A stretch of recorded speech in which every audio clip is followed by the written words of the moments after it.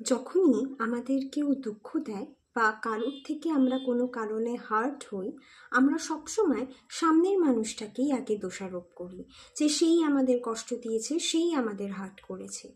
কিন্তু আমাদের নিজেদেরও যে দোষ আছে আমরা কিন্তু সেটা দেখি না।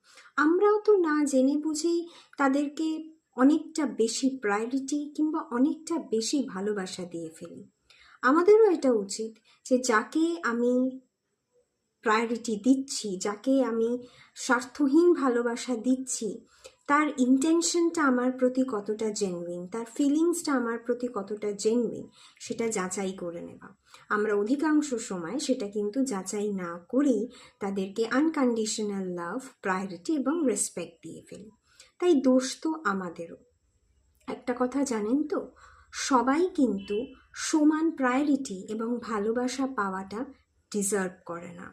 আমরা কাকে জীবনে কতটা প্রায়োরিটি, কতটা ইম্পর্টেন্স দেব, সেটা কিন্তু আমাদের নিজেদেরকেই যাচাই করে নিতে হবে।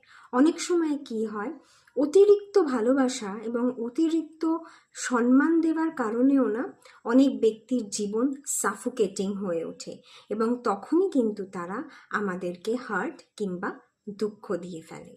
তাই সবসময় এটা আগে যাচাই করে নেওয়া উচিত যে যাকে আমরা স্বার্থহীন ভালোবাসা এবং সম্মান দিচ্ছি, আদৌ সে ততটা ভালোবাসা এবং সম্মান পাওয়ার যোগ্য কিনা।